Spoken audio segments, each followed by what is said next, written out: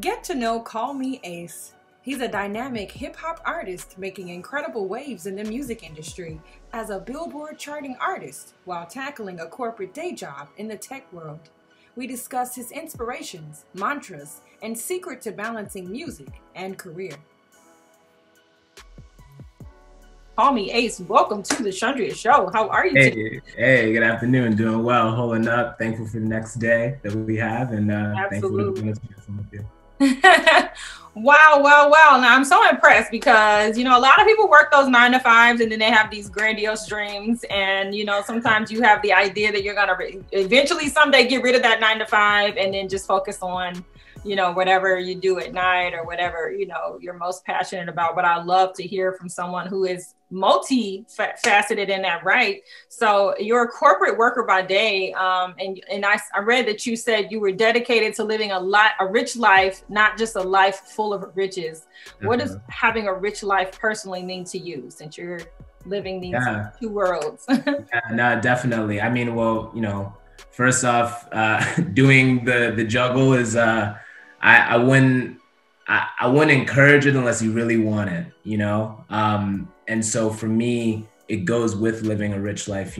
Part of it is like an experiential aspect of it, right? Like pursuing the unknown or, learning something new, growing in myself. But, it also is more than just me. It's living a life of significance, being able to then pour into others, share the things that I've gained to other people so that they as well can grow. If they're growing, if they're winning, then I'm growing, I'm winning. And so, instead of just being like, oh, look at me, like, look at all that I got, it's like, actually, like, what can I share with people? My little niece, honestly, I was talking to her 2 days ago and she was like, uncle, like just seeing you live outside of Bridgeport, Connecticut, living in Barcelona, Spain, doing what you're doing, like it helps me, with my dreams and my passions. And so by literally just living the life that I'm living, understanding how that impacts others, that's what it means for me.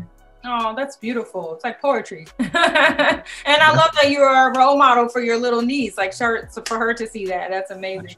So let's talk about your next album, Out of Office, which is premiering in February 2021. What type of musical illustrations can your audience expect from this project? Oh man, a myriad of things. I'm talking about the lack of diversity and equity in the workplace. I'm talking about first generation immigrant dilemmas, working to survive versus, living and experiencing. I'm talking about mental health challenges. I'm talking about Black love and, couple goals, if you will.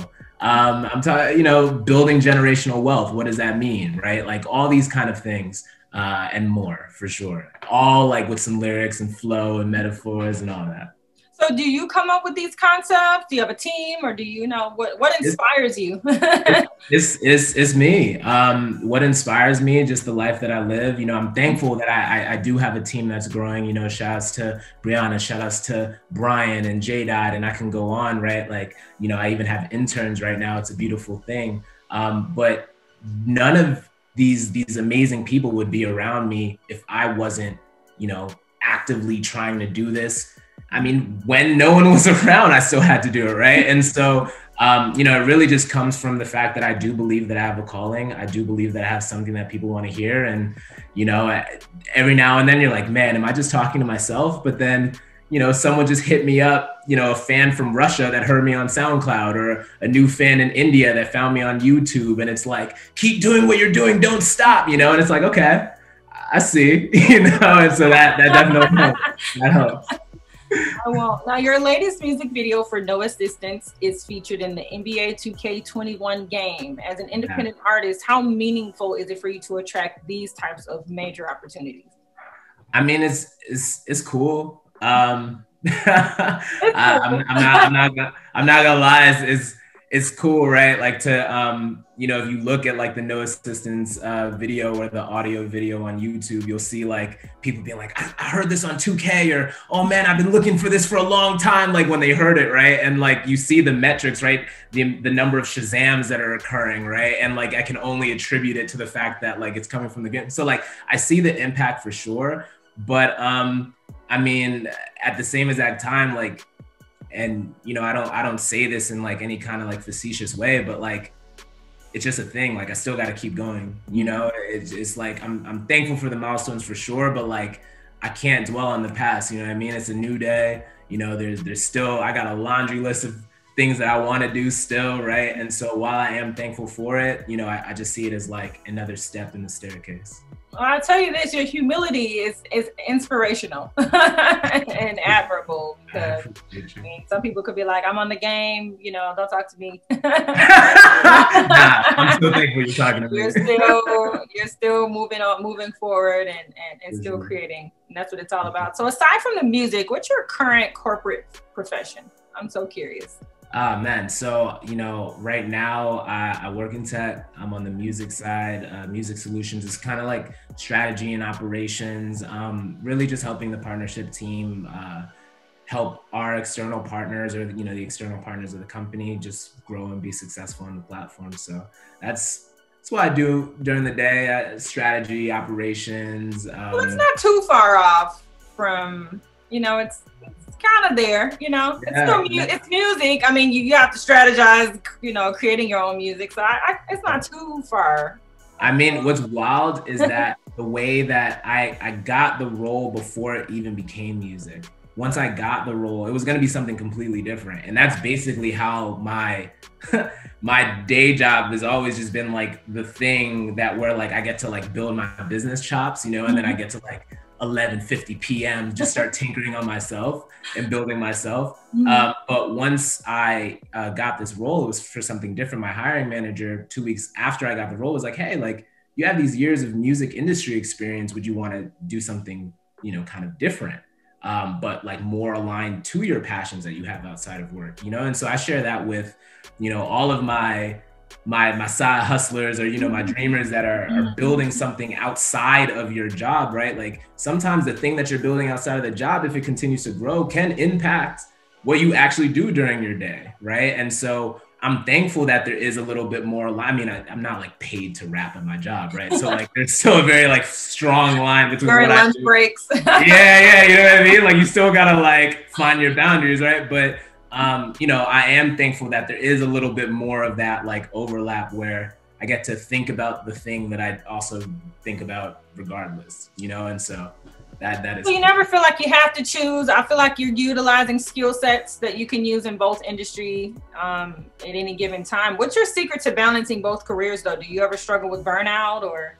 I mean, who, well, maybe there are some people that don't struggle with burnout, and shout outs to them. But I would say if you're anything like me and, you know, you kind of like run your phone to the absolute, like you get the 20% notification and you just close it, then you get the 10% and then whatever.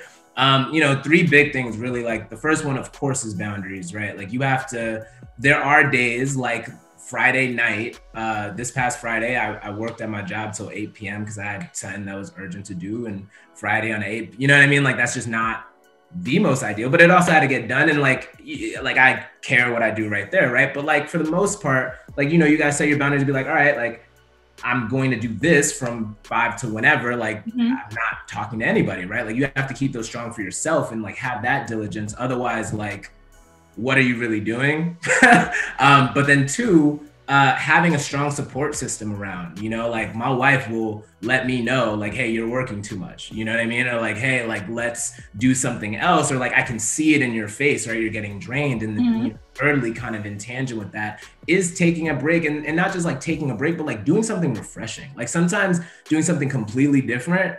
Like we just played tennis the other day. You know what I mean? Just like mad, like whatever, you know, but like just doing something not music or not work or not cooking, unless you're cooking something new, right? Like just helps to like refresh you and just be like, all right, like now I can look at this with some clean eyes. So those are kind of some quick ways that I always good to reboot for sure. So when you're not working your corporate job by day, creating musical art by night, you just told me how you spend your downtime rebooting, you know, trying something new. But how are you using your time now to serve the community against social injustices?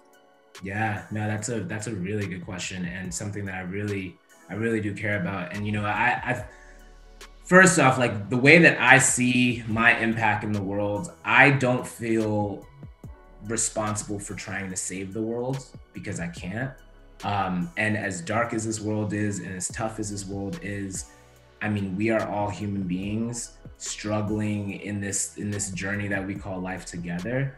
So I can only do what's in my remit and in my scope that God has given me. And as he continues to grow, you know, my territory and my foundation, and seeing the kind of impact I can have beyond just one person or two people, you know, I take that responsibility seriously. But I always go back to like, okay, what's in my control? What's in my potential, you know? And so I talk to people individually, mentorship, volunteering, you know, more than just like giving money. Like, yes, I can give money, but I also give my time, I give my resources. Like, I try to figure out like, where is there like a need to build equity with what I have, create access and opportunities. So, you know, whether it's the internship opportunity that I'm doing to like really teach, you know, young students how to like be business leaders, or this, there's this organization, shout out to Boost at Berkeley Haas. They have like 50, 60 young freshmen of, you know, minority freshmen of all different backgrounds in the Bay Area. And for the last 3-4 months, we just created this case study. This is the second year that I've done it, where it's just like,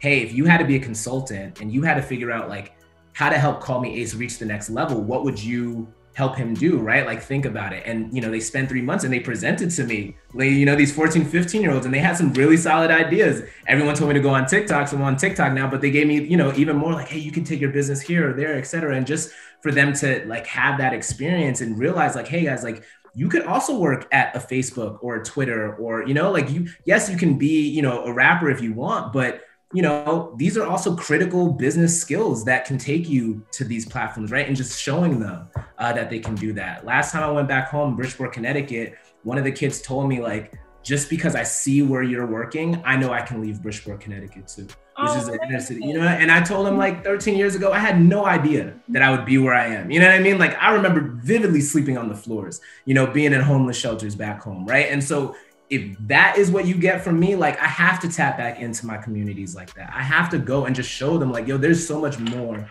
than what we're used to, what we're familiar with. And so, you know, those are just some of the ways that I try to, you know, make it, again, like, less about me as I'm doing this journey.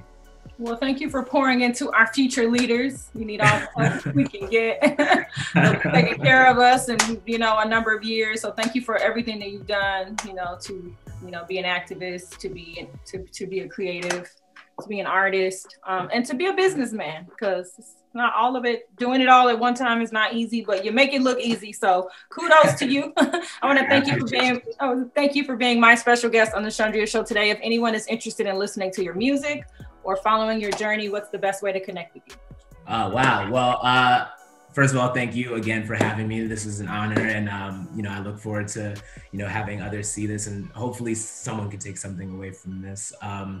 Hear me on music, you know, Call Me Ace is 3 words. It's very verbatim, like A Tribe Called Quest, but you can find me anywhere: Spotify, Tidal, YouTube, etc. My website, callmeace.com, and all social medias, whether it's Instagram or TikTok, you know what I mean? Go to TikTok. Yeah, exactly. Call Me Ace.